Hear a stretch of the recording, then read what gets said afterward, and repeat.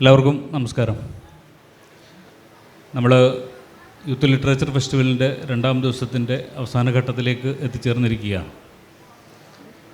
ഇന്നലെയും ഇന്നുമായി ആവേശകരമായ വ്യത്യസ്തകരമായ എത്രയധികം സെഷനിലൂടെയാണ് നമ്മൾ ഓരോരുത്തരും കടന്നുപോയത് എന്ന് ഇവിടെ ഉണ്ടായിരുന്ന ഓരോരുത്തർക്കും അറിയാവുന്നതാണ്. സമകാലിക ഇന്ത്യയെ സംബന്ധിച്ച്, കേരളത്തെ സംബന്ധിച്ച് വളരെ പ്രസക്തമായ വിഷയങ്ങളാണ് നമ്മളിവിടെ ഗൗരവമായി ചർച്ച ചെയ്തുകൊണ്ടിരിക്കുന്നത്.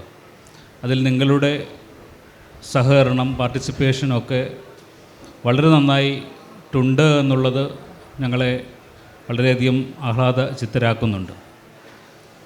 ഇന്നത്തെ ഈ അവസാന സെഷൻ നമ്മുടെ ബഹുമാനപ്പെട്ട മന്ത്രി കെ മുഹമ്മദ് റിയാസുമായിട്ടുള്ള ഒരു ഇൻറ്ററാക്ഷനാണ്. കേരളത്തിൻ്റെ ടൂറിസം സാധ്യതകൾ നമുക്കറിയാം. കഴിഞ്ഞ 2-3 വർഷം കൊണ്ട് എത്രയധികം വളർന്നിട്ടുണ്ട് എന്ന്, ആ മേഖലയിൽ നമ്മൾ കൈവരിച്ചിട്ടുള്ള പുരോഗതി ലോകരാജ്യങ്ങളുടെ മുമ്പിൽ കേരളത്തിൻ്റെ പേര് കൂടുതൽ എത്തിക്കുന്നതിൽ, സഞ്ചാരികളെ കൂടുതലായി ഇവിടെ എത്തിക്കുന്നതിൽ, നമ്മളുടെ ടൂറിസം ഇടങ്ങളിൽ സൗകര്യങ്ങൾ മെച്ചപ്പെടുത്തിക്കൊണ്ട് അവർക്ക് തൃപ്തികരമായ ഒരു യാത്ര പ്രദാനം ചെയ്യുന്നതിലൊക്കെ എത്രമാത്രം കേരളം മുന്നോട്ട് പോയിട്ടുണ്ട് എന്ന് ഈ ഫോർട്ട് കൊച്ചിയെ മാത്രം മുൻനിർത്തിപ്പോലും നമുക്ക് കാണാൻ കഴിയും. കേരളത്തിൻ്റെ ഏത് ടൂറിസ്റ്റ് സ്പോട്ടിൽ ചെന്നാലും ആ വ്യത്യാസം നമുക്ക് തിരിച്ചറിയാവുന്ന തരത്തിലുള്ള മാറ്റങ്ങൾ വന്നുകൊണ്ടിരിക്കുന്ന ഒരു കാലത്ത് കേരളത്തിൻ്റെ ഏറ്റവും വലിയ റിസോഴ്സ് എന്ന് പറയുന്നതിൽ ഒന്ന് ടൂറിസം മേഖലയാണ് എന്ന് തിരിച്ചറിഞ്ഞുകൊണ്ട് സർക്കാർ എടുക്കുന്ന നടപടികൾക്ക് ബഹുമാനപ്പെട്ട മന്ത്രി നൽകുന്ന പിന്തുണ, അദ്ദേഹത്തിൻ്റെ മുൻകൈ എത്രയാണ് എന്ന് തിരിച്ചറിഞ്ഞുകൊണ്ടാണ് നമ്മൾ ഇത്തരത്തിലുള്ള ഒരു സെഷൻ മുന്നോട്ട് വെക്കുന്നത്. ഇനിയും കേരളം മുന്നോട്ട് സഞ്ചരിക്കേണ്ട വഴികൾ ഏതൊക്കെയാണ്, അദ്ദേഹത്തിൻ്റെ കാഴ്ചപ്പാടുകളും ലക്ഷ്യങ്ങളും എന്തൊക്കെയാണ് എന്ന് നമ്മളോട് പങ്കുവെക്കുന്നതിന് വേണ്ടിയാണ് നാം ഇങ്ങനെ ഒരു സെഷൻ സംഘടിപ്പിച്ചിരിക്കുന്നത്. കേരളത്തിൻ്റെ ടൂറിസം സാധ്യതകളെക്കുറിച്ച് അദ്ദേഹം നമ്മളോട് പറയും.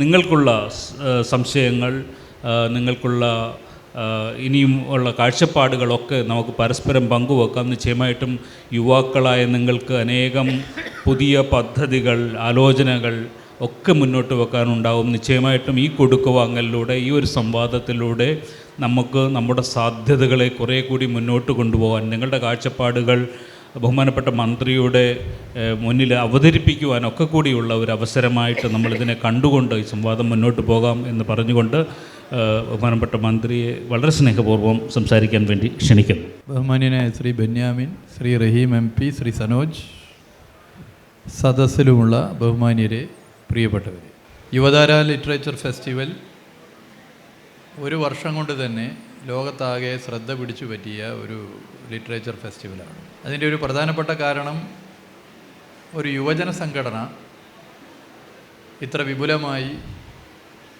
ഒരു ലിറ്ററേച്ചർ ഫെസ്റ്റിവൽ സംഘടിപ്പിക്കുന്നു എന്നുള്ളത് തന്നെയാണ്. 2ാം എഡിഷൻ ഇത്തവണ ഇന്നലെ ആരംഭിച്ച് 12-ാം തീയതി, 9-ാം തീയതി ആരംഭിച്ച് 12-ാം തീയതി ജനുവരി 12-ന് സമാപിക്കുകയാണ്. ഇതിനകം തന്നെ 2ാം എഡിഷൻ സോഷ്യൽ മീഡിയയിലൂടെ വലിയ നിലയിൽ ശ്രദ്ധയാകർഷിച്ചു കഴിഞ്ഞു. 82 സെഷനുകളിലായി 250-ലധികം അതിഥികളാണ് ഈ ലിറ്ററേച്ചർ ഫെസ്റ്റിവലിൽ പങ്കെടുക്കുന്നത് എന്ന് മനസ്സിലാക്കാൻ വേണ്ടി സാധിച്ചു. പുതിയ കാലത്തെ അഭിസംബോധന ചെയ്യുന്ന ജെൻ സെഡ്, കാലവും ലോകവും എന്ന ആശയം ഈ ലിറ്ററേച്ചർ ഫെസ്റ്റിവലിൻ്റെ ഭാഗമായി ഇതിൻ്റെ സംഘാടകർ മുന്നോട്ട് വെക്കുന്നു എന്നുള്ളത് ഏറെ ആഹ്ലാദകരമായ കാര്യമാണ്. ശ്രീ ബെന്യാമിനെ പോലെയുള്ളവർ മുന്നിൽ നിന്നുകൊണ്ട് എങ്ങനെയായിരിക്കണം യുവസമൂഹത്തെ ആകർഷിക്കുന്ന നിലയിലേക്കൊരു സാംസ്കാരിക കൂട്ടായ്മ, ഒരു ഫെസ്റ്റിവൽ സംഘടിപ്പിക്കേണ്ടത് എന്നുള്ളത് ഇതിനകം തന്നെ സമൂഹത്തെ ബോധ്യപ്പെടുത്തി കഴിഞ്ഞിരിക്കുകയാണ്. ഇവിടെ ടൂറിസവുമായി ബന്ധപ്പെട്ട കാര്യങ്ങൾ പരസ്പരം സംസാരിക്കുക എന്നുള്ളതാണ് ഇതുകൊണ്ട് ഉദ്ദേശിക്കുന്നത് ഞാൻ മനസ്സിലാക്കുന്നു. ഞാൻ കൂടുതൽ പറയാൻ വേണ്ടി വന്നതല്ല, നിങ്ങൾ പറയുന്നത് കേൾക്കാൻ വേണ്ടി വന്നതാണ്. പ്രത്യേകിച്ച് പുതിയ തലമുറ കേരളത്തിൻ്റെ ടൂറിസത്തിൽ വരുത്തേണ്ട മാറ്റങ്ങളെയും കേരളത്തിൻ്റെ ടൂറിസത്തിൻ്റെ കുതിപ്പിൻ്റെ വേഗത വർദ്ധിപ്പിക്കുന്നതിൻ്റെ നിർണായക നിലപാടുകൾ കൈക്കൊള്ളേണ്ടതിൻ്റെയുമൊക്കെ ആവശ്യകത ചൂണ്ടിക്കാണിക്കാൻ സാധിക്കുന്ന നിലയിൽ ചൂണ്ടിക്കാണിക്കണം എന്ന് ഞാൻ പറയാൻ ആഗ്രഹിക്കുന്നു.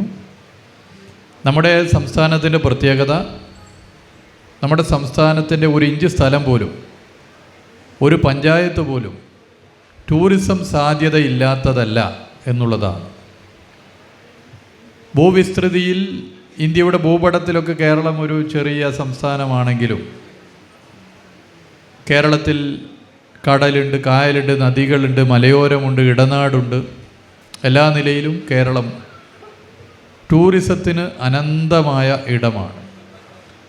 പ്രകൃതി രമണീയമായ ഇടങ്ങൾ പോലെ തന്നെ ചരിത്ര പ്രാധാന്യമുള്ള ഒട്ടേറെ സ്ഥലങ്ങൾ, സാംസ്കാരിക പ്രത്യേകതകളുള്ള ഇടങ്ങളൊക്കെ തന്നെ കേരളത്തെ ഒരു ടൂറിസ്റ്റ് സ്റ്റേറ്റ് ആക്കി മാറ്റുന്നതിന് ഏറെ സഹായകരമാണ്. ഈ നിലയിൽ കേരളത്തിലെ പ്രധാനപ്പെട്ട ചില ടൂറിസ്റ്റ് കേന്ദ്രങ്ങളെ മാത്രം ചുറ്റിപ്പറ്റിയാണ് കേരളത്തിൻ്റെ ടൂറിസം പോയിക്കൊണ്ടിരിക്കുന്നത് എന്നുള്ളത് മാറ്റി കേരളമാകെ ടൂറിസത്തിൻ്റെ അനന്ത സാധ്യതയുണ്ട് എന്ന് കണ്ടുകൊണ്ട് കേരളത്തിലാകെ ഒരു ടൂറിസം വൈബ് സൃഷ്ടിക്കാനാണ് പൊതുവെ സർക്കാർ ശ്രമിച്ചുകൊണ്ടിരിക്കുന്നത്. അതിന് യുവജന സംഘടനകൾ വലിയ പിന്തുണ നൽകുന്നുണ്ട്, യുവജനങ്ങൾ വലിയ പിന്തുണ നൽകുന്നുണ്ട്. ആ പിന്തുണ ഇന്നത്തെ ഈ സംസാരത്തിൽ ഞാൻ പ്രതീക്ഷിക്കുകയാണ്. നിങ്ങളുടെ നിർദ്ദേശങ്ങൾ, നിങ്ങളുടെ അഭിപ്രായങ്ങൾ, നിങ്ങളുടെ വിമർശനങ്ങൾ ഇതൊക്കെ ഇതിൻ്റെ ഭാഗമായി ഉയർത്തണം. അത് ഉയർത്തി അതിൽ ഇടപെട്ട് അടിയന്തരമായി തീരുമാനങ്ങളാക്കി മാറ്റാൻ സാധിക്കുന്നത് തീരുമാനിക്കുകയും അടിയന്തരമായി തിരുത്താൻ സാധിക്കുന്നത് തിരുത്തുകയും സമയമെടുത്ത് തീരുമാനിക്കാൻ സാധിക്കുന്നത് സമയമെടുത്ത് തീരുമാനിക്കുകയും സമയമെടുത്ത് ചെയ്യേണ്ട കാര്യങ്ങൾ അങ്ങനെ ചെയ്യുകയും ചെയ്യാൻ സർക്കാർ തയ്യാറാണോ എന്ന് ചൂണ്ടിക്കാട്ടുന്നു. മറ്റു കാര്യങ്ങളിലേക്ക് ഒന്നും കിടക്കുന്നില്ല. നിങ്ങൾക്ക് പറയാനുള്ളത് കേൾക്കാനാണ് അവിടെ വന്നിട്ടുള്ളത്. നിങ്ങൾക്ക് പറയാനുള്ളത് ഞാൻ കേൾക്കുന്നതോടൊപ്പം തന്നെ എനിക്കൊപ്പം വന്ന 1-2 പേർ എഴുതിയെടുക്കുന്നുമുണ്ട് എന്ന് മാത്രം ചൂണ്ടിക്കാട്ടുന്നു. നിങ്ങൾ ഇരിക്കുന്നവരെ ഒട്ടുമിക്ക ആളുകളെയും നേരിട്ട് പരിചയമുള്ളവരാണ്. എല്ലാവരും നല്ല പ്രാസംഗികരാണ്. അപ്പോൾ എഴുന്നേറ്റ് നിന്ന് ടൂറിസത്തെക്കുറിച്ച് ചോദിക്കുമ്പോൾ ഇതൊരു പ്രസംഗമല്ല എന്ന് ഓർത്തുകൊണ്ട് പോയിൻ്റ് ചെയ്തുകൊണ്ട് കാര്യങ്ങൾ പറയണം എന്നുകൂടി അഭ്യർത്ഥിക്കുക. ചോദ്യത്തിലേക്ക് കടക്കുന്നതിന് മുമ്പ് ഒരു കാര്യം കൂടി പറയാൻ ഞാൻ ആഗ്രഹിക്കുകയാണ്. ഇന്നലെ നമ്മുടെ പരിപാടിക്ക് കാശ്മീരിൽ നിന്ന് വന്ന കവി ഗുർവീന്ദർ സ്വാമി റെസ്റ്റ് ഹൗസിലിരിക്കുമ്പം എന്നോട് പറയുകയായിരുന്നു, ഇന്ത്യയിലുടനീളം യാത്ര ചെയ്തിട്ടുള്ള ഒരാളാണ് ഞാൻ. കാശ്മീരിൽ നിന്നാണ് അദ്ദേഹം ഇവിടെ നമ്മുടെ പരിപാടിയിൽ പങ്കെടുക്കാൻ വേണ്ടി വന്നത്. ഇത്രയും മനോഹരമായ ഒരു റെസ്റ്റ് ഹൗസ്, സർക്കാർ ഗസ്റ്റ് ഹൗസ് ഞാൻ ഇന്നേ വരെ ഇന്ത്യയിൽ ഒരു സംസ്ഥാനത്തും കണ്ടിട്ടില്ല എന്ന് അദ്ദേഹം ഇവിടെ എവിടെയെങ്കിലും കാണുമെന്നാണ് ഞാൻ കരുതുന്നത്. നിങ്ങളൊക്കെ ശ്രദ്ധിച്ചാൽ ഉണ്ട്, അദ്ദേഹം എല്ലാ വേദികളിലും ഇങ്ങനെ നടക്കുന്നുണ്ട്. നാളെ അദ്ദേഹത്തിൻ്റെ സെഷനുമുണ്ട്. അദ്ദേഹത്തിന് ഇങ്ങനെയൊന്നും പറയേണ്ട യാതൊരു കാര്യമില്ല എങ്കിൽ പോലും അദ്ദേഹം സത്യസന്ധമായി പറഞ്ഞ ഒരു കാര്യം ഞാൻ സൂചിപ്പിച്ചത്, എങ്ങനെയാണ് നമ്മളുടെ ടൂറിസം സാധ്യതകൾ വിഷണറിയായ ഒരാൾ വന്നപ്പോൾ മെച്ചപ്പെടുന്നത് എന്നതിൻ്റെ ഒരു സൂചനയാണ്. അപ്പം നിങ്ങളിൽ നിന്ന് ചോദ്യങ്ങൾ പ്രതീക്ഷിക്കുന്നു. ബഹുമാനപ്പെട്ട മന്ത്രി ഇവിടെ സൂചിപ്പിച്ചതുപോലെ കൃത്യമായ ചോദ്യങ്ങളിലേക്ക് മാത്രം കടന്നുകൊണ്ട് വിശദീകരണങ്ങളില്ലാതെ വളരെ വേഗമായാൽ നമുക്ക് കൂടുതൽ ചോദ്യങ്ങൾ ഉൾപ്പെടുത്തും. ചോദ്യവും നിർദ്ദേശങ്ങളുമാവാം, പലതരത്തിലുള്ള നിർദ്ദേശങ്ങളുമാവാം. പെട്ടെന്ന് മൈക്ക് കൊടുക്കും. ഇവിടെ എന്തുകൊണ്ട് ടൂറിസം ആകർഷിക്കുന്ന പദ്ധതി കൊണ്ടുവരുന്നത്? ബഹുമാനപ്പെട്ട മിനിസ്റ്റർ ചാർജ് ശേഷം ഫസ്റ്റ് ബീച്ച് സന്ദർശിക്കുകയും പിറ്റേ ദിവസം ദൃശ്യമാധ്യമ പത്രത്തിലൊക്കെ പോസ്റ്റ് സാധനം വന്നു. നമ്മുടെ ജനങ്ങളും എല്ലാവരും വളരെയധികം പ്രതീക്ഷയിലായിരുന്നു. പെട്ടെന്ന് തന്നെ ഫോർട്ട് കൊച്ചി ബീച്ചിന്റെ മോശാലമാണ്. ടൂറിസത്തിൽ പല മാറ്റങ്ങളും വരുന്നു. ഭരണത്തിൽ വന്നിട്ട് 4 വർഷത്തോളമായി ഇതുവരെ ഫോർട്ട് കൊച്ചി ബീച്ചിന്റെ അവസ്ഥ പഴയപാട് തന്നെ. ഇനി ശേഷിക്കുന്ന 1 വർഷം എന്തെങ്കിലും മാറ്റം കൊണ്ടുവരാൻ ഉദ്ദേശിക്കുന്നുണ്ടോ? 2021 മെയ് 20 ഈ സർക്കാർ അധികാരത്തിൽ വന്ന ഘട്ടത്തിൽ കോവിഡ് രൂക്ഷമായിരുന്നു എന്നുള്ളത് നിങ്ങൾക്കൊക്കെ അറിയാം. രൂക്ഷമായ കോവിഡിൻ്റെ സമയത്ത് നമ്മുടെ അയൽപ്പക്കത്ത് പോലും പോകാൻ വേണ്ടി സാധിക്കാത്ത ഒരു സാഹചര്യം ഉള്ളപ്പോൾ ടൂറിസ്റ്റ് കേന്ദ്രങ്ങളിലേക്ക് സഞ്ചാരികൾ വരുന്നത് നമുക്ക് ആലോചിക്കാൻ വേണ്ടി പറ്റാത്ത കാര്യമാണ്. പക്ഷേ സർക്കാർ ആ സമയത്ത് പ്രതിസന്ധി എന്ന് പറഞ്ഞ് നിലവിളിച്ച് കരയുകയായിരുന്നില്ല. പ്രകടന പത്രികയിൽ പറഞ്ഞ കാര്യങ്ങൾ എന്തൊക്കെ, അവ എങ്ങനെയൊക്കെ നടപ്പിലാക്കാമെന്നുള്ളത് പരിശോധിക്കുകയായിരുന്നു.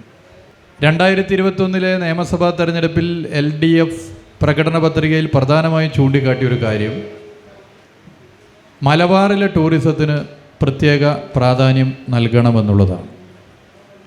അത് എന്തെങ്കിലും ഒരു പ്രാദേശികവാദത്തിൻ്റെ ഭാഗമായിട്ടല്ല. കേരളത്തിൽ സഞ്ചാരികളുടെ കണക്കെടുത്ത് പരിശോധിച്ചാൽ, ഞങ്ങൾ ഈ ഗവൺമെൻറ് വന്നപ്പോൾ ഒരിക്കൽ കൂടി പരിശോധിച്ചു, വെറും 6% ആളുകൾ മാത്രമാണ് തൃശ്ശൂർ മുതൽ കാസർഗോഡ് വരെയുള്ള ജില്ലകളിലെ ടൂറിസ്റ്റ് കേന്ദ്രങ്ങളിലേക്ക് വരുന്നത്. 6% മാത്രം. അതായത് 100 പേർ വന്നാൽ 6 പേർ മാത്രം. തൃശ്ശൂർ, മലപ്പുറം, പാലക്കാട്, കോഴിക്കോട്, വയനാട്, കണ്ണൂർ, കാസർഗോഡ്, ഈ 7 ജില്ലകളിൽ മറ്റ് 7 ജില്ലകളിലുള്ളതുപോലെ തന്നെ, അല്ലെങ്കിൽ മറ്റ് പ്രധാനപ്പെട്ട ടൂറിസ്റ്റ് കേന്ദ്രങ്ങൾ പോലെ തന്നെ നല്ല ടൂറിസ്റ്റ് കേന്ദ്രങ്ങൾ ഇല്ലാഞ്ഞിട്ടല്ല. പിന്നെ എന്തുകൊണ്ട് സഞ്ചാരികൾ വരുന്നില്ല? ഒന്ന്, നമ്മളൊരു പ്രാധാന്യമെന്ന് പറഞ്ഞാൽ അമിത പ്രാധാന്യമല്ല, ഒരു സാധ്യതക്കനുസരിച്ചുള്ള പ്രാധാന്യം ഇവിടങ്ങളിൽ നൽകേണ്ടതുണ്ട് എന്ന് കണ്ടെത്തുകയും അത് പ്രകടന പത്രികയിൽ എഴുതി വെക്കുകയും ചെയ്തു. നമ്മൾ ടൂറിസത്തിന് ഫണ്ട് നൽകുന്നതിൻ്റെ കണക്ക് പരിശോധിച്ചാൽ വലിയ പരിഗണന കൊടുത്തിട്ടുള്ള ഒരു ജില്ലയാണ് എറണാകുളം ജില്ല. എറണാകുളം ജില്ലയിലെ മുസിരിസ് പ്രൊജക്റ്റ് നമ്മുടെ മുമ്പിൽ ഉദാഹരണമായിട്ടുണ്ട്. ബിനാലെ നമ്മുടെ മുമ്പിലുണ്ട്. മറ്റ് പ്രധാനപ്പെട്ട പദ്ധതികൾ നമ്മുടെ മുമ്പിലുണ്ട്. എല്ലാ നിലയിലും എറണാകുളം ജില്ലക്ക് എല്ലാ പരിഗണനയും കൊടുക്കും, ഇനിയും അത് കൊടുത്തുകൊണ്ട് മുന്നോട്ട് പോകുമെന്നാൽ അൺഎക്സ്പ്ലോർഡ് ആയിട്ടുള്ള മലബാറിലെ ടൂറിസത്തെ വികസിപ്പിച്ചാൽ അതിൻ്റെ ഗുണഭോക്താക്കളായി മാറാൻ വേണ്ടി പോകുന്നത് കേരള സ്റ്റേറ്റാണ്. ആ നിലയിലാണ് കേരളത്തിൻ്റെ സാധ്യതകളെ പരമാവധി ഉപയോഗപ്പെടുത്താൻ പഴയതിനേക്കാൾ കുറച്ചധികം ശ്രദ്ധ ചെലുത്തണമെന്ന് പ്രകടന പത്രികയിൽ എഴുതി വെച്ചത് കൊണ്ട് തന്നെ, അത് ആര് ടൂറിസം മന്ത്രി ആയാലും LDFൻ്റെ സർക്കാരാണെങ്കിൽ പ്രകടന പത്രികയിൽ എഴുതി വെച്ചത് നടപ്പിലാക്കണം. അത് നടപ്പിലാക്കുക എന്നുള്ള നിലപാടാണ് സ്വീകരിച്ചിട്ടുള്ളത്.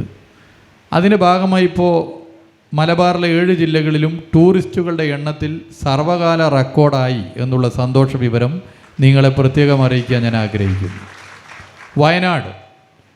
വയനാട് ടൂറിസത്തിൻ്റെ അനന്ത സാധ്യത എന്തുകൊണ്ട് നമുക്ക് ഉപയോഗിക്കാൻ വേണ്ടി പറ്റിയില്ല? സ്വയം വിമർശനപരമായ ഒരു പരിശോധന നമ്മൾ നടത്തുമ്പോൾ 2 സ്റ്റേറ്റ് ബൗണ്ടറി പങ്കിടുന്ന ഒരു ജില്ലയാണ് വയനാട്, കർണാടകയും തമിഴ്നാടും. 3 ജില്ലാ ബൗണ്ടറികൾ പങ്കിടുന്ന ഒരു ജില്ലയാണ് വയനാട്, മലപ്പുറം, കോഴിക്കോട്, കണ്ണൂർ. പ്രകൃതി രമണീയമായ ഇടങ്ങളാണ് വയനാടിൻ്റെ പ്രത്യേകത. വയനാട്ടുകാരെ സംബന്ധിച്ചിടത്തോളം കേരളത്തിൻ്റെ തലസ്ഥാനത്തേക്ക് വരുന്നതിനേക്കാൾ എളുപ്പം കർണാടകയുടെ തലസ്ഥാനമായ ബാംഗ്ലൂരിൽ എത്തിച്ചേരാനാണ്. ഇന്ത്യയിലെ പ്രധാനപ്പെട്ട IT ഹബ്ബാണ് ബാംഗ്ലൂർ. വയനാട് ടൂറിസത്തെ ഞങ്ങൾ ബാംഗ്ലൂരിൽ മാർക്കറ്റ് ചെയ്യാനും ബാംഗ്ലൂരിൻ്റെ വീക്കെൻഡ് വയനാടാക്കി മാറ്റാനും പ്രത്യേക പദ്ധതി ആവിഷ്കരിച്ചു. ബാംഗ്ലൂരിലെ സിനിമാ തിയേറ്ററുകളിൽ സ്ലൈഡുകൾ, ബാംഗ്ലൂരിലെ ന്യൂസ് പേപ്പറുകളിൽ പരസ്യങ്ങൾ, ബാംഗ്ലൂരിലെ എയർപോർട്ടിൽ പ്രത്യേക പ്രചരണം തുടങ്ങി വയനാട് ടൂറിസത്തെ ബാംഗ്ലൂരിൽ പേസ്റ്റ് ചെയ്തു. അതിൻ്റെ ഭാഗമായി വയനാട് ഇന്ന് വരെ കാണാത്ത സർവകാല റെക്കോർഡ് സഞ്ചാരികൾ വന്നു. ബാംഗ്ലൂരിലെ IT ഹബിൻ്റെ പ്രത്യേകത നോർത്ത് ഇന്ത്യൻസ് ആയിട്ടുള്ള ഒരുപാട് യുവാക്കളുണ്ട്, അവരാണ് അധികം വന്നത്. അതിലൂടെ നോർത്ത് ഇന്ത്യയിലും ഇത് പ്രസിദ്ധമായി. അങ്ങനെ വയനാടിൽ റൂം കിട്ടാത്ത സ്ഥിതി വന്നു. വയനാട് രൂപം കൊണ്ടതിന് ശേഷമുള്ള സർവകാല റെക്കോർഡ് ടൂറിസ്റ്റുകളുണ്ടായി. ഇത് ഓരോ ജില്ലയുടെയും പ്രത്യേകതയാണ്. കാസർഗോഡ് ജില്ലയിലെ ബേക്കലിൻ്റെ അനന്ത സാധ്യതയെ ഫലപ്രദമായി ഉപയോഗപ്പെടുത്താനുള്ള ശ്രമം നടത്തി. ഇന്ത്യയിലെ ഏറ്റവും അധികം 5 സ്റ്റാർ ഹോട്ടലുകളുള്ളത് ഇപ്പോൾ കേരളത്തിലാണ്. കാസർഗോഡുള്ളവർ മുമ്പിൽ ഇരിക്കുന്നുണ്ട്. ഒരു പഞ്ചായത്തിൽ 3 5 സ്റ്റാർ ഹോട്ടലുണ്ട്. ഉദുമ പഞ്ചായത്തിൽ 3 5 സ്റ്റാർ ഹോട്ടലാണ്. 5 സ്റ്റാർ ഹോട്ടൽ വരിക എന്ന് പറഞ്ഞാൽ കുറേ ആൾക്ക് ജോലി കിട്ടും, സഞ്ചാരികൾക്ക് താമസിക്കാം, ഇങ്ങനെ എല്ലാ സൗകര്യവും ഒരുക്കാനായി. എന്തുകൊണ്ട് മലബാറിലേക്ക് കൂടുതൽ ആളുകൾ വരുന്നില്ല? ഒന്ന് ഹോസ്പിറ്റാലിറ്റിയാണ്. അത് 5 സ്റ്റാർ ഹോട്ടൽ വന്നാൽ മാത്രം പരിഹരിക്കാൻ പറ്റുന്നതല്ല. സാധാരണ ടൂറിസ്റ്റുകൾക്ക് കൂടി താമസിക്കാൻ സൗകര്യമൊരുക്കണം. അതിൻ്റെ ഭാഗമായി ഇപ്പോൾ ബഹുമാനപ്പെട്ട ബെന്യാമിൻജിയുടെ ഗസ്റ്റ് ഹൗസ് എന്നാണ് പറയുന്നത്, റെസ്റ്റ് ഹൗസാണ്, നമ്മുടെ PWD റെസ്റ്റ് ഹൗസാണ്. കേരളത്തിലെ PWD റെസ്റ്റ് ഹൗസുകളിൽ ഓൺലൈൻ ബുക്കിംഗ് ആരംഭിച്ചു. നേരത്തെ ഒരു റൂം കിട്ടണമെങ്കിൽ നമ്മൾ ഏത് ജില്ലയാണോ, ഇപ്പോൾ കൊച്ചിയിലുള്ള ഒരാൾക്ക് കാസർഗോഡ് ഒരു മുറി കിട്ടണമെങ്കിൽ, അല്ലെങ്കിൽ കണ്ണൂരുള്ള ഒരു മനുഷ്യന് കൊല്ലത്ത് റെസ്റ്റ് ഹൗസിൽ റൂം കിട്ടണമെങ്കിൽ അവിടുത്തെ കെട്ടിട വിഭാഗം എക്സിക്യൂട്ടീവ് എഞ്ചിനീയർക്ക് ഒരു അപേക്ഷ കൊടുക്കണം. അത് പിന്നെ തിരുവനന്തപുരത്ത് പോയി തിരിച്ച്, അത് ഏത് ജില്ലയാണ് അവിടെ പോയി തിരിച്ച് തിരുവനന്തപുരത്ത് പോയി തിരിച്ച് വരണം. അടുത്ത മാസം ഒരു കല്യാണമാണെങ്കിൽ കല്യാണം കഴിഞ്ഞ ആളതിൻ്റെ വഴിക്ക് പോകും. ഓൺലൈൻ ബുക്കിംഗ് ആരംഭിച്ചതോടുകൂടി സ്പോട്ടിൽ ഇരുന്ന ഇരിപ്പിൽ നമുക്കിപ്പോൾ റൂം കിട്ടും. 3 വർഷം കൊണ്ട് 2021 നവംബർ 1 ആരംഭിച്ച ഓൺലൈൻ ബുക്കിംഗ് 3 വർഷം കൊണ്ട് 20 കോടിയിലധികം അധിക വരുമാനം നമുക്ക് കിട്ടുന്ന സ്ഥിതി ഉണ്ടായി എന്നുള്ളതാണ്. ഇത് കേരളത്തിലാകെ ഗുണമുണ്ടായി, മലബാറിൽ പ്രത്യേകിച്ച് ഗുണമുണ്ടായി. ഇതിൻ്റെ ഗുണം കേരള ടൂറിസത്തിനാണ്. ഇനി കൊച്ചി എടുത്താൽ, ഫോർട്ട് കൊച്ചി എടുത്താൽ, കേരള ടൂറിസം നല്ല നിലയിൽ ഫണ്ട് അനുവദിച്ച ഒരു പ്രദേശമാണ് ഫോർട്ട് കൊച്ചി. അപ്പോൾ ഈ റെസ്റ്റ് ഹൗസ് തന്നെ നിങ്ങൾ കണ്ടിട്ടുണ്ടാവും. നേരത്തെ ഇതിൻ്റെ ചിത്രം എന്താണ്? കഴിഞ്ഞ വർഷത്തെ ലിറ്ററേച്ചർ ഫെസ്റ്റിവൽ നടക്കുമ്പോഴും ഈ റെസ്റ്റ് ഹൗസ് ഇവിടെയുണ്ട്. കാട് പിടിച്ചൊരു സ്ഥലമായിരുന്നു. ഇത്തവണയുണ്ട്. ഇതിൻ്റെ മാറ്റം, ഇവിടുത്തെ ടൂറിസത്തിൻ്റെ മാറ്റം. ഫോർട്ട് കൊച്ചിയുടെ ബീച്ച് വികസനം എന്ന് പറഞ്ഞാൽ ഒരു ടൂറിസം ഡിപ്പാർട്ട്മെൻറ്റ് മാത്രം കയ്യിൽ നിൽക്കുന്നതല്ല, വിവിധ വകുപ്പുകളാണ്. എല്ലാത്തിനും ഏകോപിപ്പിച്ച് ഫോർട്ട് കൊച്ചിക്കും എറണാകുളം ജില്ലക്കും എല്ലാവിധ പരിഗണനയും നൽകി മുന്നോട്ട് പോകും. അത് നൽകുമ്പോൾ മറ്റ് ഇടങ്ങളിൽ നൽകുന്നതിൻ്റെ പിന്നിലുള്ളൊരു കാഴ്ചപ്പാട് മനസ്സിലാക്കിക്കൊണ്ട് ആയിരിക്കണം അത് പറയേണ്ടത്. അവിടങ്ങളിൽ എത്രയോ കാലമായി ഇത്തരം ആവശ്യങ്ങൾ ഉയർന്നു വരികയും അവ വേണ്ടത്ര പരിഗണിക്കുന്നില്ല എന്നുള്ള അഭിപ്രായം ഉയർന്നു വരികയും ചെയ്യുകയായിരുന്നു. അതിപ്പോൾ മാറ്റം വന്നു. ഇവിടെ അതുപോലെ ഇനിയും നമുക്ക് മുന്നോട്ട് പോകാം എന്നുള്ളതാണ് ചൂണ്ടിക്കാട്ടാനുള്ളത്.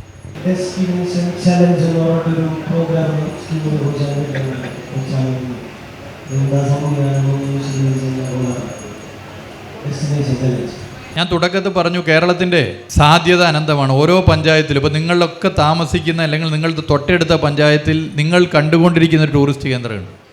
പക്ഷേ അത് ഡെവലപ്പ് ചെയ്യാൻ പറ്റുന്നില്ല. എന്തുകൊണ്ട് പറ്റുന്നില്ല? ഫണ്ട് വേണം. ടൂറിസം വകുപ്പ് മാത്രം വിചാരിച്ചാൽ എല്ലാ പഞ്ചായത്തിലെയും ടൂറിസ്റ്റ് കേന്ദ്രങ്ങളെ വികസിപ്പിക്കാനാകില്ല.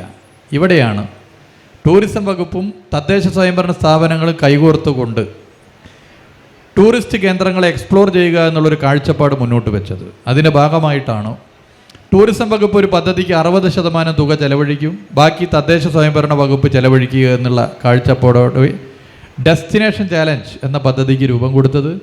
ഇതിനകം 42 ടൂറിസ്റ്റ് കേന്ദ്രങ്ങളെ ഡെസ്റ്റിനേഷൻ ചാലഞ്ചിൻ്റെ ഭാഗമായി വിവിധ പഞ്ചായത്തുകളിൽ വളർത്തിക്കൊണ്ടുവരാൻ വേണ്ടി സാധിച്ചിട്ടുണ്ട് എന്നുള്ള വിവരം അറിയിക്കുന്നു. അധികം വൈകാതെ കേരളത്തിലെ 1000-ഓളം വരുന്ന ഗ്രാമപഞ്ചായത്ത്, ബ്ലോക്ക് പഞ്ചായത്ത് അടങ്ങിയ ഇടങ്ങളിൽ നമുക്ക് ഇത് കൊണ്ടുവരാൻ പറ്റും. ഒരു പഞ്ചായത്ത് ഒരു പ്രപ്പോസൽ തന്നാൽ അത് ഒരു സ്ക്രൂട്ടിനി ചെയ്യാൻ ഒരു കമ്മിറ്റിയുണ്ട്.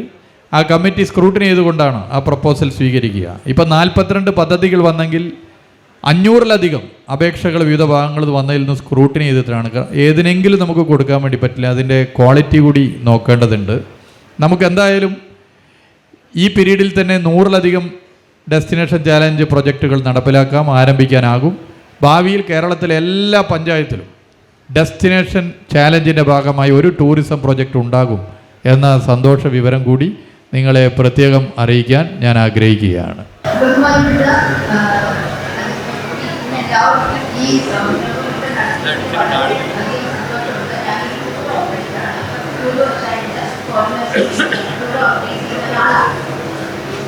ഈ സംരംഭം കൊണ്ട് കൊച്ചിക്കുണ്ടാവുന്ന ആ ഒരു വ്യത്യാസം പറയുന്നത് വളരെ നമ്മളെയൊക്കെ ഉത്സാഹപ്പെടുത്തുന്ന ഒരു കാര്യമാണ്. പ്രധാനമായിട്ട് ഇതിൻ്റെ മന്ത്രിയോട് എനിക്ക് ചോദിക്കാൻ പറയാനുള്ളത് 4 കാര്യങ്ങളാണ്. അത് അത്യാവശ്യമാണ്. ഒന്ന്, മലബാർ പ്രദേശത്ത് ആ എയർപോർട്ട്സ് രണ്ടും കുറേ കൂടി നല്ല രീതിയിൽ ഒന്ന് ഡെവലപ്പ് ചെയ്ത് തരാമോ? ഞങ്ങൾക്ക് ഒരുപാട് ഫോറിനേഴ്സിനെ അങ്ങോട്ടൊന്ന് കാണാൻ താല്പര്യമുണ്ട്. ഞങ്ങൾക്കറിയാം അവിടെ ഒരുപാട് പൊട്ടൻഷ്യൽ ഉണ്ട്. പക്ഷെ അവരെ അങ്ങോട്ടേക്ക് കണക്ട് ചെയ്ത് കൊടുക്കാനുള്ള ആ എയർപോർട്ടിൻ്റെ പരിമിതികളാണ് ഞങ്ങളെ അതിന് പിന്തിരിപ്പിക്കുന്നത്. അപ്പോൾ അതാണ് എൻ്റെ ഒരു റിക്വസ്റ്റ്. മന്ത്രി എന്തെങ്കിലും ചെയ്യണം. എനിക്കറിയാം മന്ത്രി ഒരുപാട് കാര്യങ്ങൾ ചെയ്യുന്നുണ്ടെന്നറിയാം. ഈ കാര്യം ഒന്ന് വളരെ കാര്യമായിട്ട് എടുത്താൽ വലിയ ഉപകാരം. രണ്ടാമത്തെ കാര്യമുള്ളത് നമുക്ക് ഈ അരിവിലുള്ള ഈ കൺസ്ട്രക്ഷൻ ഉണ്ടല്ലോ, അത് വല്ലാതെ ആൾക്കാരെ ബുദ്ധിമുട്ടിക്കുന്നു. നമ്മളെ സാധാരണക്കാരെ ബുദ്ധിമുട്ടിക്കുന്ന പോലെ ഈ വലിയ ഗ്രൂപ്പായിട്ട് വന്ന് വലിയ കോച്ചുകളിൽ പോകുന്ന ഫോറിനേഴ്സ് അവരെ ഇത് ശരിക്കും ബുദ്ധിമുട്ടിക്കുന്നുണ്ടെന്നുള്ളത് നിങ്ങൾ എല്ലാവരും ഒന്ന് അറിഞ്ഞിരിക്കുക. അതൊരു വലിയ പ്രോഗ്രാമാണ്. ഒന്നുകിൽ ആ പ്രോഗ്രാം വളരെ വേഗം ആ റിപ്പയർ വർക്ക് എന്താണെന്ന് വെച്ചാൽ അതൊന്ന് വേഗം തീർത്തി കിട്ടാൻ എന്തെങ്കിലും വഴിയുണ്ടോ എന്നുള്ളതിനൊരു പ്രാമുഖ്യം കൊടുക്കണം. ഇനിയുണ്ട് മൂന്നാമത്തെ കാര്യം, നമ്മുടെ ആലപ്പുഴ അങ്ങോട്ടേക്ക് ഒരുപാട് ഫോറിനേഴ്സിന് പോയി യൂസ് ചെയ്യാൻ ഭയങ്കര ഇഷ്ടമുള്ളൊരു സംഭവമാണ്. പക്ഷേ അവിടുത്തെ പല പഞ്ചായത്തുകളിലും ഞങ്ങളൊരു 7 ക്രൂസ് കൊടുക്കുന്ന ഒരു ഓപ്പറേറ്ററാണ്. അവിടുത്തെ എല്ലാ നല്ല ഭംഗിയുള്ള ഗ്രാമപ്രദേശങ്ങളിലും ഞങ്ങൾ കൊണ്ടുപോകാറുണ്ട്. പക്ഷെ ഇപ്പോഴത്തെ സ്ഥിതി എന്താണെന്ന് വെച്ചാൽ പ്രത്യേകിച്ച് മൻപം എന്ന് പറയുന്ന ഒരു സ്ഥലത്ത് നല്ലൊരു കലാകാരി ഉണ്ട്, നല്ലൊരു മോഹിനിയാട്ടം നടത്തി അവിടുത്തെ ഒരു അവിടുത്തെ ലൈബ്രറിയിൽ എടുത്തൊരു പ്രോഗ്രാം ഇപ്പൊ ഞങ്ങൾക്ക് നിർത്തിവെക്കേണ്ടി വന്നത്. കാരണം എന്താണെന്ന് വെച്ചാൽ ആ പഞ്ചായത്തോട് ഒഴിഞ്ഞു കിടക്കുക. കഴിഞ്ഞ ദിവസം ഞാൻ തന്നെ പോയതാണ്. എന്താ പറ്റുന്നത് വെച്ചാൽ പല പല കുഴികളിൽ നിറച്ച് വെള്ളമാണ്, നമുക്ക് നടക്കുന്നില്ല.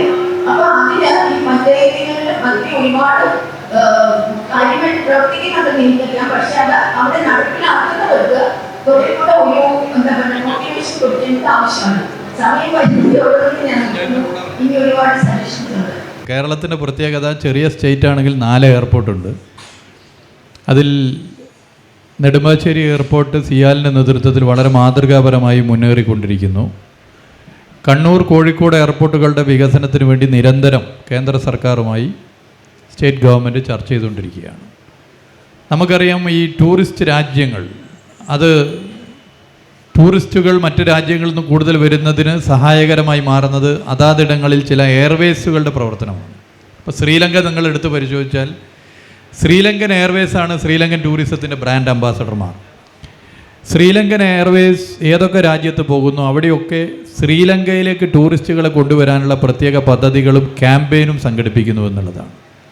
നമുക്ക് അൺഫോർച്ചുനേറ്റ്ലി ഒരു സ്റ്റേറ്റാണ്, ഒരു രാജ്യത്തിൻ്റെ ഒരു സംസ്ഥാനമാണ്, നമുക്ക് മാത്രമായി ഒരു എയർവേസ് ഇല്ല.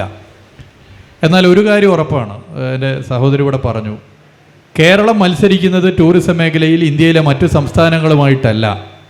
കേരളം ടൂറിസം മേഖലയിൽ മത്സരിക്കുന്നത് ലോകത്തെ വിവിധ രാജ്യങ്ങളുമായിട്ടാണ് എന്നുള്ളൊരു യാഥാർത്ഥ്യമാണ്.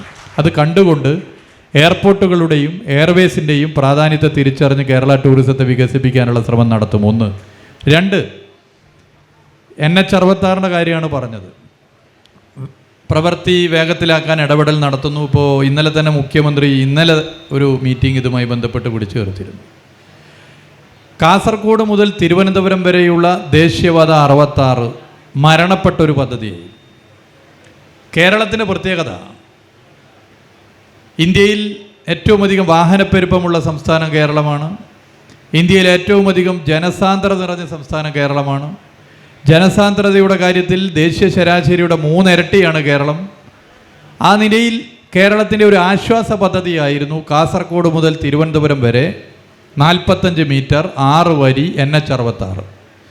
കർണാടകയിൽ നിന്ന് വന്ന് കേരളത്തിലൂടെ തമിഴ്നാട്ടിലേക്ക് പോകുന്ന പദ്ധതിയാണ്. ദൗർഭാഗ്യവശാൽ ആ പദ്ധതി ഇല്ലാതായി. ആ പദ്ധതിക്ക് റീത്ത് വെക്കുന്ന സ്ഥിതി ഉണ്ടായി. 2016 ഇടതുപക്ഷ ജനാധിപത്യ മുന്നണിയുടെ സർക്കാർ അധികാരത്തിൽ വന്ന ഘട്ടത്തിലാണ് നേരത്തെ ചൂണ്ടിക്കാട്ടിയതുപോലെ പ്രകടന പത്രികയിൽ അതും എഴുതി വച്ചിരുന്നു. NH-66 യാഥാർത്ഥ്യമാക്കാൻ, മുടങ്ങിപ്പോയ പദ്ധതി യാഥാർത്ഥ്യമാക്കാൻ ഇടപെടുമെന്ന് എഴുതി വച്ചിരുന്നു. അതിൻ്റെ ഭാഗമായി പ്രധാനമന്ത്രിയും ബഹുമാനപ്പെട്ട നിതിൻ ഗഡ്കരിയുമായും മുഖ്യമന്ത്രി ചർച്ച ചെയ്തു.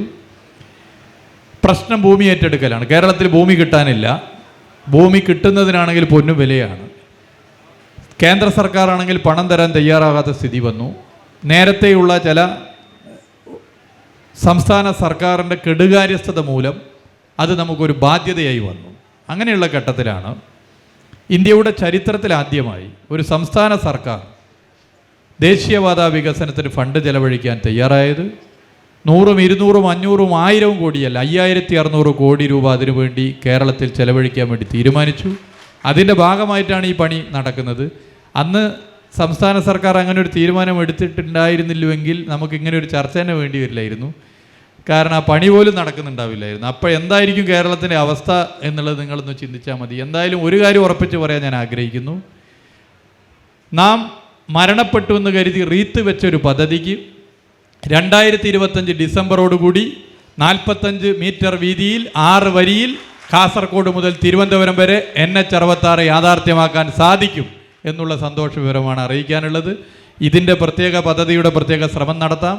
ഒരു സംസ്ഥാന ഗവൺമെൻറ്റിൻ്റെ നിശ്ചയദാർഢ്യമാണ് കേന്ദ്ര സർക്കാരും നാഷണൽ ഹൈവേ അതോറിറ്റി ഓഫ് ഇന്ത്യയും ഒക്കെ അംഗീകരിച്ചുകൊണ്ട് ഈ പദ്ധതി യാഥാർത്ഥ്യമാകുന്നിടത്തേക്ക് പോകുന്നത്. എല്ലാ 2 ആഴ്ചയിലും ഞങ്ങൾ ഇതിൻ്റെ റിവ്യൂ നടത്തുന്നുണ്ട്. മുഖ്യമന്ത്രി എല്ലാ മാസവും ഇതിൻ്റെ പ്രത്യേക പരിശോധന നടത്തുന്നുണ്ട്. എവിടെയാണോ പാളിച്ച അവിടെ ഇടപെടുന്നുണ്ട്. മരങ്ങൾ മുറിച്ചു മാറ്റുന്ന പ്രശ്നമാണെങ്കിൽ കേരളത്തിൻ്റെ വനം വകുപ്പ് ഇടപെടും. വൈദ്യുതി പോസ്റ്റ് മാറ്റലാണെങ്കിൽ കേരളത്തിൻ്റെ വൈദ്യുതി വകുപ്പിനെ ഇടപെടിക്കും. മെറ്റീരിയലിൻ്റെ ആവശ്യകതയാണെങ്കിൽ വ്യവസായ വകുപ്പ് ഇടപെടും. ഇതിനെയൊക്കെ ഏകോപിപ്പിച്ച് മുഖ്യമന്ത്രി പോകും. ഇതിൻ്റെ പ്രവൃത്തി പൊതുമരാമത്ത് വകുപ്പ് പൊതുവെ പരിശോധിച്ച് മുന്നോട്ട് പോകുന്നുണ്ട്. ഇതിൻ്റെ പ്രത്യേക സാധ്യത നമുക്ക് പരിശോധിക്കാം. NH66 വരുന്നതോടുകൂടി കേരളം ഒരു ടൂറിസ്റ്റ് സ്റ്റേറ്റ് എന്നുള്ളതിൻ്റെ ഏണിപ്പടിയായി NH66 മാറും എന്നുള്ളത് ഞാൻ പറയാൻ ആഗ്രഹിക്കുകയാണ്.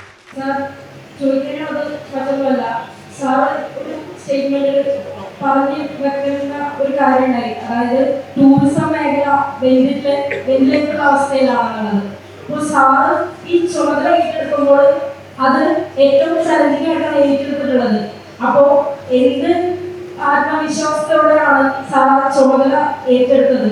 നമ്മൾ ലോകരാജ്യങ്ങളെടുത്ത് പരിശോധിച്ചാൽ എവിടെയൊക്കെ ടൂറിസം മുന്നേറിയിട്ടുണ്ടോ അവിടെയൊക്കെ ടൂറിസത്തിൻ്റെ ബ്രാൻഡ് അംബാസഡർമാരായി മാറിയിട്ടുള്ളത് അവിടുത്തെ ജനങ്ങളാണ്, അവിടുത്തെ യുവജനങ്ങളാണ് എന്നുള്ളതാണ് അതിൻ്റെ പ്രത്യേകത. കേരളം നിങ്ങളെടുത്ത് പരിശോധിച്ച് നോക്കിയാൽ കേരളത്തിൽ ഈ സമീപകാലത്ത് വന്ന മാറ്റം, കേരളത്തിൻ്റെ ടൂറിസ്റ്റ് കേന്ദ്രങ്ങളെ പരിചയപ്പെടുത്താൻ യൂത്ത് തയ്യാറായി വരുന്നു എന്നുള്ളതാണ്. യൂത്ത് വ്ളോഗർമാർ, സോഷ്യൽ മീഡിയയിൽ ഇടപെടുന്നവർ, വലിയ വ്ളോഗറൊന്നുമല്ല, എന്നാൽ അവരുൾപ്പെടെ അതിന് തയ്യാറാവുന്ന ഒരൊറ്റ ഉദാഹരണം ഞാൻ പറഞ്ഞുതരാം. ഇവിടെ ഇപ്പോൾ 100-200 പേര് 250 പേര് നിൽക്കുന്നുണ്ട്. നിങ്ങളെല്ലാവരും കഴിഞ്ഞ 2 ദിവസമായിട്ട് ഇവിടെയുണ്ട്, ഇനി 2 ദിവസം ഇവിടെ ഉണ്ടാവും. ഫോർട്ട് കൊച്ചിയുടെ ചരിത്രവും ഫോർട്ട് കൊച്ചിയുടെ സാധ്യതയും ലോകത്തിനെ അറിയിക്കുന്ന നിലയിൽ നിങ്ങൾ സ്വയം ഓരോരുത്തരും വ്യക്തിപരമായി ആങ്കർമാരായി മാറി നിങ്ങളുടെ സോഷ്യൽ മീഡിയ പ്ലാറ്റ്ഫോമിൽ ഫോർട്ട് കൊച്ചി ഒന്ന് പരിചയപ്പെടുത്താൻ തീരുമാനിച്ചു നോക്കൂ. നിങ്ങൾ പരിചയപ്പെടുത്തുന്നതിൻ്റെ ഭാഗമായി നിങ്ങളുടെ ഫേസ്ബുക്കിൽ, നിങ്ങളുടെ ഇൻസ്റ്റാഗ്രാം അക്കൗണ്ടിൽ, നിങ്ങളുടെ യൂട്യൂബിൽ ഒക്കെ അത് വരുമ്പോൾ ഇത് കാണുന്നത് ലക്ഷക്കണക്കിന് ആളുകളാണ്.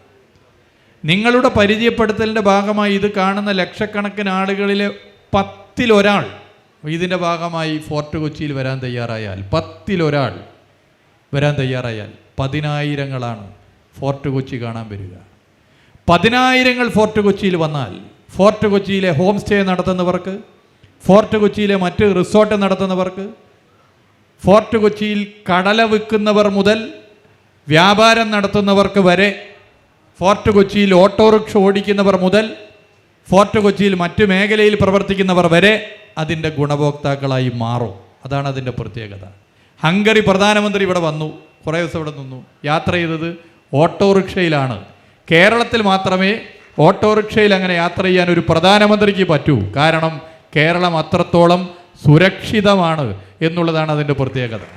അപ്പോൾ ടൂറിസം വികസിക്കുമ്പോൾ അവിടെ വികസിക്കുന്നത് ഒരു നാടാണ്. ഒരു നാടിന് സാമ്പത്തികവും സാമൂഹികവും സാംസ്കാരികവുമായ അഭിവൃദ്ധി ഉണ്ടാകും. നിങ്ങൾ കേരളത്തിൻ്റെ യുവത്വം വിചാരിച്ചാൽ കേരളത്തിൻ്റെ ടൂറിസത്തെ വലിയ കുതിപ്പിലേക്ക് എത്തിക്കാൻ വേണ്ടി സാധിക്കും. ഇന്ന് മുതൽ ഈ ലിറ്ററേച്ചർ ഫെസ്റ്റിവലിൻ്റെ ഭാഗമായി നിങ്ങൾ ഓരോരുത്തരും കേരളത്തിൻ്റെ ടൂറിസത്തിൻ്റെ ബ്രാൻഡ് അംബാസഡർമാരായി മാറണം എന്ന് അഭ്യർത്ഥിക്കാൻ ഈ വേള ഞാൻ ഉപയോഗപ്പെടുത്താൻ ആഗ്രഹിക്കുകയാണ്. പാഠ്യപദ്ധതിയിൽ ടൂറിസം കൾച്ചർ അതിൻ്റെ ഭാഗമാക്കുന്നത്. ടൂറിസം കൾച്ചർ എന്നത് ഞാൻ ഉദ്ദേശിക്കുന്നത് നമ്മളെ പ്രദേശത്തൊക്കെ നമ്മൾ പോയാൽ കാണാം, നമ്മൾ വെള്ളം കുടിക്കുകയാണെങ്കിൽ തന്നെ ആ കുപ്പി ഒരു സ്ഥലത്തേക്ക് വലിച്ചെടുക്കും. അതുപോലെ തന്നെ നമ്മൾ പ്ലാസ്റ്റിക് വേറെ സ്ഥലത്തേക്ക് വലിച്ചെടുക്കും. ഇതിനൊക്കെ കൃത്യമായിട്ടുള്ളൊരു ഇത് വെച്ച് നമ്മളൊരു പ്രത്യേക ബക്കറ്റുകൾ വെച്ച് ഈ പ്ലാസ്റ്റിക് വേറെയും തുണി വേറെയും അങ്ങനെ രീതിയിലാക്കുന്ന സാധനം ഇതിന്റെ ഭാഗമായിട്ട് പാഠ്യപദ്ധതിയിൽ തന്നെ നമ്മളെ വരുന്ന തലമുറയെ തന്നെ അത് ടൂറിസത്തിന്റെ ഭാഗമാക്കുന്ന ഒരു പ്രവർത്തനം നടത്തണമെന്നുള്ളതാണ് ഒരു നിർദ്ദേശം കൊടുക്കാറുണ്ട്. മറ്റൊന്ന് നമ്മുടെ ഡെസ്റ്റിനേഷൻ ചാലഞ്ചുകളുമായിട്ട് ബന്ധപ്പെട്ടിട്ടില്ല. ഡെസ്റ്റിനേഷൻ ചാലഞ്ചുകളുടെ ഏറ്റവും മെച്ചപ്പെട്ട രീതിയിലുള്ള ഒരു ഗുണം കിട്ടിയ ഒരു മണ്ഡലത്തിലെ ആളാണ് ഞാൻ. അപ്പോൾ നമുക്ക് ഈ ഏറ്റവും മെച്ച മെച്ചപ്പെട്ട രീതിയിലേക്കുള്ള 42 ഡെസ്റ്റിനേഷനുകളുടെ നമ്മളിപ്പോൾ പറഞ്ഞു. നമ്മളെ ഈ ഡെസ്റ്റിനേഷനുകളിൽ ഇപ്പോൾ നിലവിൽ നമ്മുടെ മണ്ഡലത്തിലേക്ക് ടൂറിസം ക്ലബ്ബുകൾ രൂപീകരിച്ചിട്ടുണ്ട്. ഈ ഡെസ്റ്റിനേഷനുകളിൽ നിന്നും മറ്റൊരു ഡെസ്റ്റിനേഷനുകളിലേക്കും ആ ഡെസ്റ്റിനേഷനിൽ നിന്നും ഈ ഡെസ്റ്റിനേഷനുകളിലേക്കും ഇങ്ങനെയുള്ള രീതിയിലേക്കുള്ള ഒരു യാത്രകൾ നടത്തുമ്പോൾ അതിൻ്റെ ഒരു ഗുണം നമുക്ക് ടൂറിസം എന്ന രീതിയിൽ നമുക്ക് കിട്ടും. ഉദാഹരണത്തിന് ബേപ്പൂരിൽ നിന്ന് ഫോർട്ട് കൊച്ചിയിലേക്ക് വരാം, അതുപോലെ തന്നെ ഫോർട്ട് കൊച്ചിയിലുള്ള ആളുകൾ ബേപ്പൂരിലേക്ക് പോകണം. പ്രാദേശിക ഡെസ്റ്റിനേഷനുകളെ തമ്മിൽ അങ്ങോട്ടും ഇങ്ങോട്ടും യോജിപ്പിക്കുന്ന രീതിയിലേക്കുള്ള ഒരു പ്രത്യേക രീതിയിലേക്കുള്ള ഒരു സംവിധാനം നമ്മുടെ ടൂറിസത്തിന്റെ ഭാഗമായിട്ട് ഉണ്ടായാൽ അതൊരു ഗുണമാവുന്നുള്ളൊരു നിർദ്ദേശം കൂടിയാണ് പറഞ്ഞത്.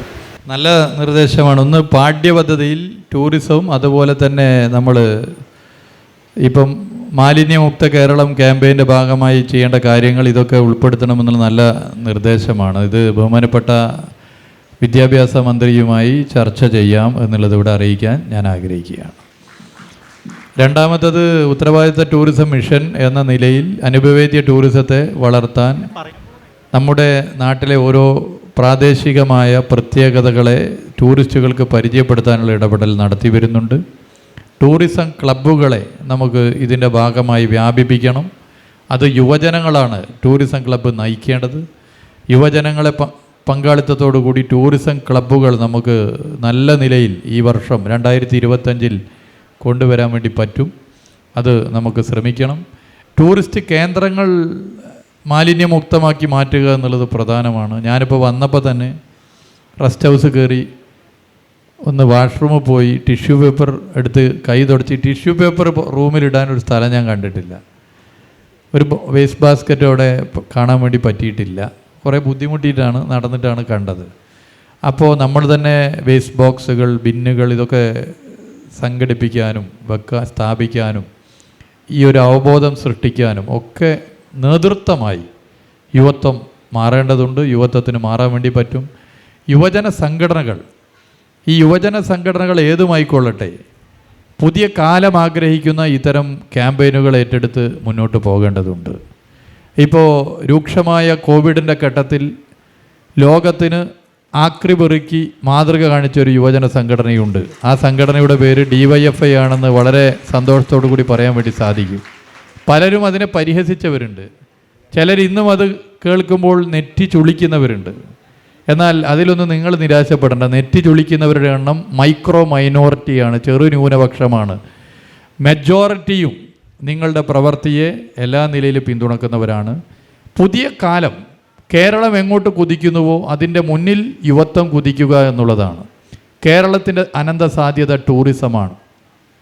കേരളത്തെ ഒരു ടൂറിസ്റ്റ് സ്റ്റേറ്റാക്കി മാറ്റാൻ യുവത്വത്തിന് എന്ത് ചെയ്യാനാകും? അതാണ് നിങ്ങൾ ചിന്തിക്കേണ്ടത്. കേരളത്തെ ഒരു ടൂറിസ്റ്റ് സ്റ്റേറ്റാക്കി മാറ്റാൻ ഒരു യുവജന പ്രസ്ഥാനത്തിന് എന്ത് ചെയ്യാനാകും? അതാണ് നിങ്ങൾ പരിശോധിക്കേണ്ടത്. അത്തരം പരിശോധനകൾ നടത്തി നാട് മുന്നോട്ട് പോകുന്നതിൻ്റെ മുന്നിൽ തന്നെ എക്കാലവും നടന്ന യുവജന സംഘടനകൾ അതിന് നേതൃത്വം കൊടുക്കണം. അത്തരം ആലോചനകൾ നിങ്ങൾ നടത്തണം എന്നുകൂടി ചൂണ്ടിക്കാട്ടാൻ ഞാൻ ആഗ്രഹിക്കുകയാണ്. ഞാൻ വരുന്നത് പാലക്കാട് ജില്ലയിലെ ചെർപ്പളശ്ശേരിയിലെ കാറൻമണ്ണ എന്ന് പറഞ്ഞ സ്ഥലത്താണ്. ഈ പ്രദേശം കലകൾക്ക് വലിയൊരു പ്രാധാന്യമുള്ള പ്രദേശമാണ്. പ്രത്യേകിച്ച് കഥകളി അതുപോലെ തന്നെ പുള്ളുവൻ പാട്ട് തുടങ്ങിയ അനേകം കലകൾ. പാലക്കാട് ജില്ല എടുത്തു നോക്കിക്കഴിഞ്ഞാൽ അനേകം കലകൾ. ഇപ്പോൾ അൺഎക്സ്പ്ലോർ ആയിട്ടുള്ള പ്രദേശത്തെക്കുറിച്ച് മിനിസ്റ്റർ പറഞ്ഞു. ഈ അട്ടപ്പാടി എന്ന് പറഞ്ഞ പ്രദേശം വലിയ ടൂറിസം സാധ്യതയുള്ള പ്രദേശമാണ്. ഈ അടുത്താണ് ഈ സ്കൂൾ കലോത്സവത്തിലാണ് അവിടെ നിന്നുള്ള ആദിവാസി വിഭാഗത്തിൻ്റെ ഇരുള നൃത്തം സ്റ്റേറ്റ് കലോത്സവത്തിൻ്റെ മാനുവലിൽ പെടുത്തിയത്. എൻ്റെ ചോദ്യം ഇതാണ്, അതായത് നമ്മുടെ ഈ കൾച്ചറൽ ടൂറിസത്തിൻ്റെ സാധ്യത ടൂറിസം വകുപ്പ് മനസ്സിലാക്കിയിട്ടുണ്ടോ?